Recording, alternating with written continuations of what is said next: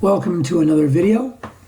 I would like to show you now the bond duration maximum for a perpetuity. You, I believe, already know that it is equal to 1 plus the yield to maturity divided by the yield to maturity. What I'm showing you here is why a bond duration maximum is 1 plus yield divided by yield. In other words, the duration for a perpetuity is not infinite. It's not infinity. It's 1 plus y over y. Now, y, W-H-Y. We start off with the definition of duration. Duration at date 0 is, remember this is for a perpetuity, the sum for I equals 1 to n of the cash flow at date I divided by 1 plus y to the I times I. Okay? And denominator is bond price.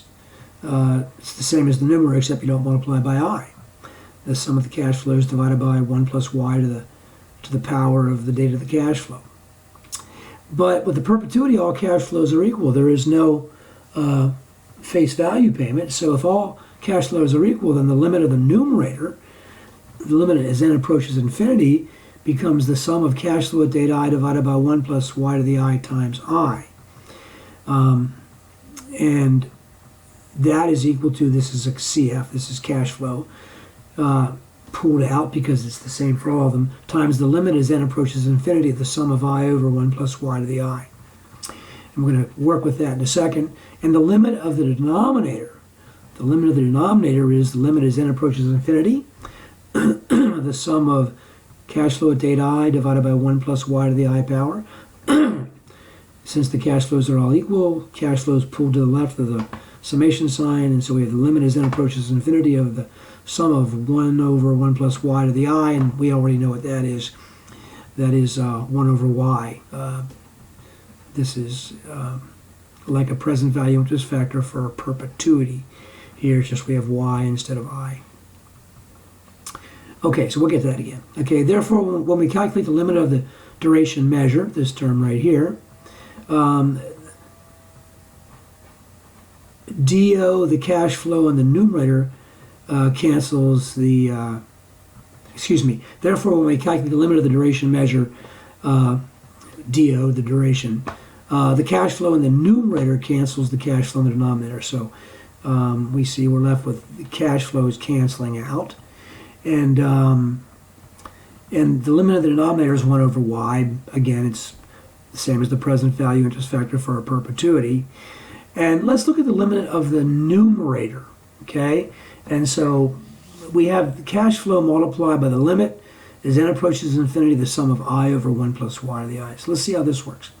So we're going to use infinite series mathematics, and so little s stands for a sum, okay? So Roman numeral 1, equation 1, sum equals 1 over 1 plus y, and I'm just expanding this term right here. It's 1 over 1 plus y to the first power, plus 2 over 1 plus y squared, plus 3 over 1 plus y cubed, plus, and it never ends. It continues going forever. Equation number 2 is the same as equation number 1, except we multiply both sides by the same value, in this case 1 plus y. That's our factor. So the left-hand side is 1 plus y times s. Now we're going to multiply each of these terms that we show here by 1 plus y, and of course this term becomes 1. This term becomes 2 over 1 plus y. This term becomes 3 over 1 plus y squared, and the next term will be 4 over 1 plus y cubed, and it never ends.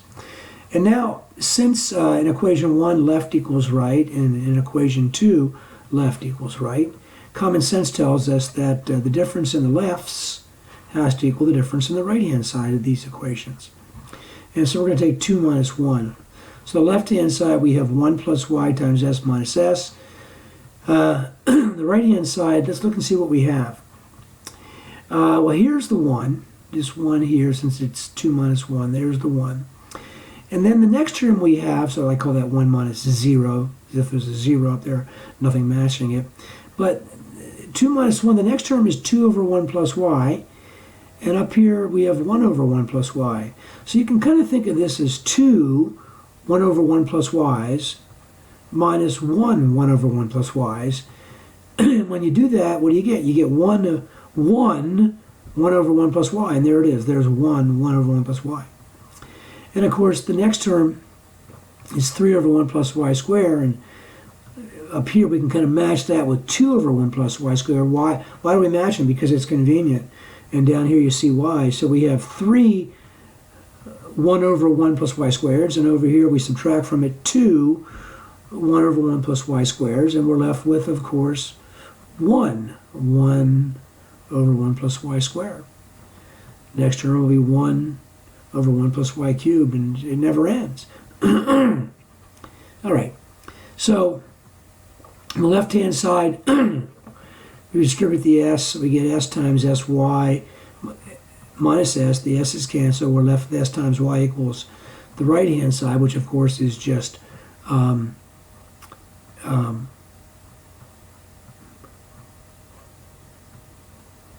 we have this. Watch this. We have this 1 all by itself. So I'm going to. It's 2 minus 1. So that 1 is all by itself. I'm going to bring that down. But the rest of it is 1 over 1 plus y plus 1 over 1 plus y squared plus 1 over 1 plus y cubed never ends. And we recognize that as being, the expansion of the summation series for a perpetuity, for a present value interest factor for a perpetuity. That was coming from individual present value interest factors. And so we know from here on out it's just 1 over y. So we're left with 1 plus 1 over y. And again, so 1 plus 1 over y. Down here, sy equals 1 plus 1 over y. And what do? We divide both sides by y. So our sum is 1 plus 1 over y over y. It's convenient to write this as 1 over y plus 1 over y over y. Then we can see we have 1 over y plus 1 over y squared. Excuse me. Then we go for a common denominator of y squared, and of course 1 over y would be y over y squared. So we have the y here, and 1 over y squared that's where we have plus 1 over y squared, and then we're left with 1 plus y over y squared.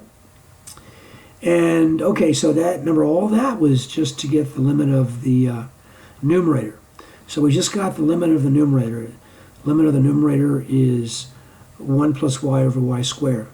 Now, let's now get what we're after, the limit of duration. The numerator we just saw was 1 plus y over y squared. We already saw that the limit of the denominator up here, because cash flows are constant, was cash flow times 1 over y. Cash flows canceled out, as you'll recall. And so we're just left with the factors. And so we've got 1 plus y over y squared divided by 1 over y. And that, of course, is equal to 1 plus y over y squared times y over 1, which obviously leaves us with 1 plus y over y. And that's the proof. There you have the proof using infinite series mathematics that the duration of a perpetuity is not infinite, but rather is 1 plus y over y. That's all for this video. Thanks for watching.